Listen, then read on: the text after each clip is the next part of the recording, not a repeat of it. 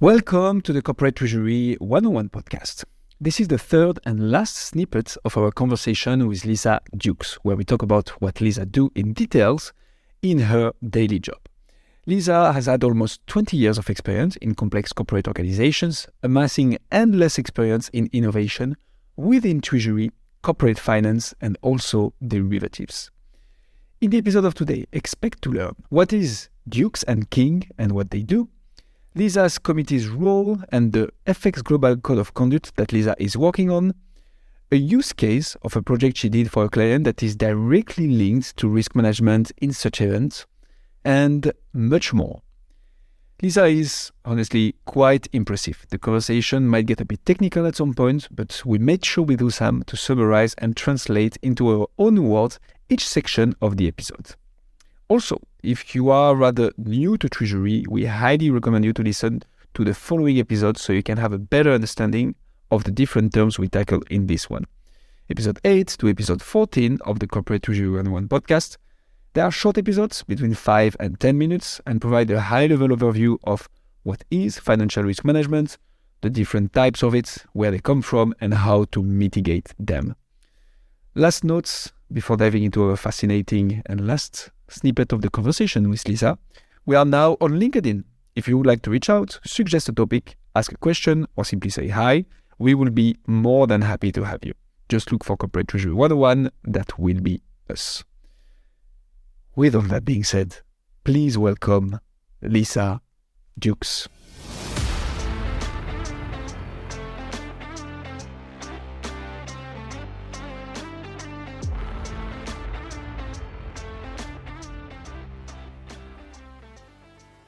Lisa, thanks a lot for walking us through both the downfall of the SVB, the impact for corporate treasurers, the lessons they can draw and learn from it. How about you tell us a little bit more about you? What do you do at Dukes and Kings? How do you help corporate treasurers in regards to corporate treasury in general? But I think you guys are really focused on end-to-end innovation and optimization. Can you tell us a little bit more about that? I'm not sure we've got time to give you the full lowdown on what DK do, but I'll try to give you a few sound bites and helpful snippets. Sounds great. So I'm joined in DK by Chris King, perhaps in the name. We worked together.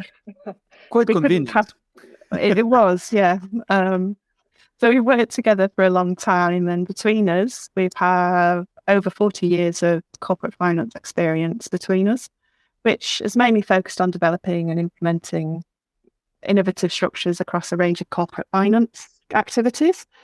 But our core focus falls into two key areas. Firstly, using derivatives and financing structures to enable or accelerate strategy. That would cover the use of pre-hedging approaches to M&A and near-term financing, for example. We also think about capital structure, including working capital, more holistically than perhaps normal. And by that, I mean thinking about the business strategy. There's a focus on growth. There's typically two key aspects. Firstly, organic growth consumes cash through working capital, and we consider what could be done now to mitigate that. And then secondly, where there's growth through M&A, looking at reducing the need for equity in part or even in its entirety, which is usually considered very helpful. And building up a working capital arsenal takes time and typically needs some lateral thinking and consideration of wider stakeholders. But ultimately, whatever route we do, we're trying to bring together the business objectives and map that out to changing financial markets to optimize the outcome. And that will usually, but not always, be looking at approaches beyond the traditional, considering options, both bought and sold, to help facilitate more bespoke, credit-efficient structures that address the business's risk profile. We also focus a lot on the future trajectory and where the business could be, seek to manage future risks and seek to put the business in a position of strength, or at least not in a position of weakness. So I understand from the list of activities you have and you do, you must have quite some work lately. There has been quite a lot of interest in what we do, and we've got some great connections and relationships across markets, which is very encouraging, and we're working with some great corporates at the moment.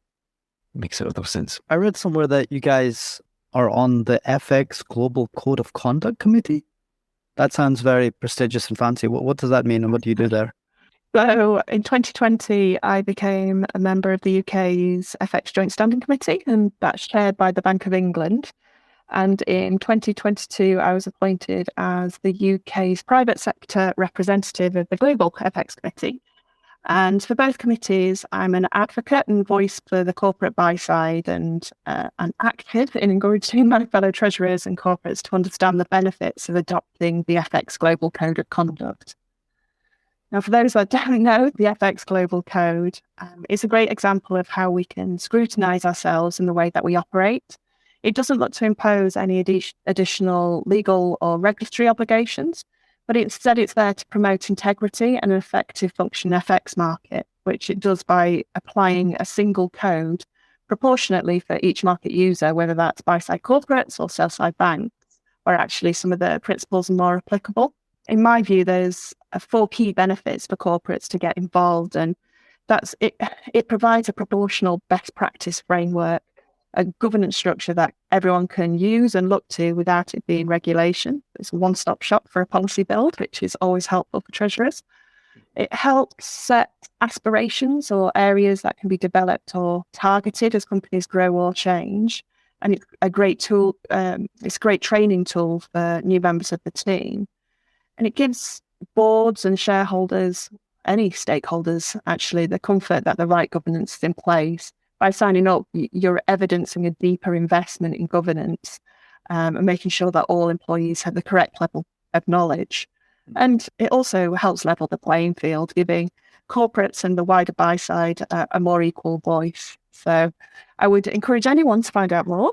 Where FX is concerned, it's the G and ESG where I'm concerned. We will definitely put all the links in the description so people can go and check them out.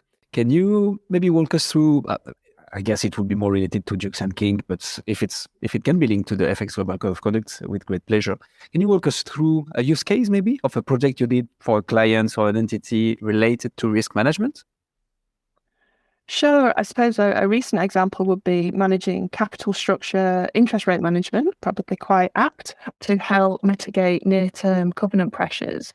We looked at structures to ensure near-term earnings were protected and used option volatility, which was high, to generate value to better protect the nearer term, utilising the longer-term accepted risk. We're able to look at structures significantly below market reference rates to give them that near-term certainty, which worked very well in the situation and importantly created a great deal of long-term stability for the business to then focus on other processes in the knowledge that the near-term rates were secured.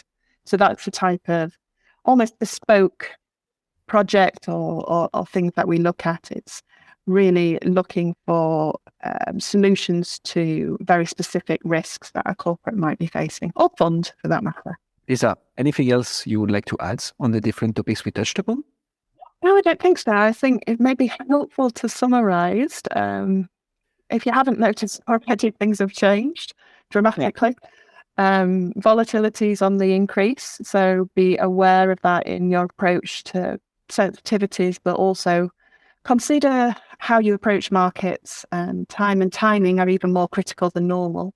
Many market participants, commentators are signalling that the next 12 months or so will be very challenging and we're likely to see periods of distress. So it's key to start planning for that now whilst there is still some relative calm in the markets. So maybe a few things to consider there. Look at evaluating liquidity needs today, but also in 12 to 18 months from now. Perhaps look at refinancing early to remove that risk. Yep.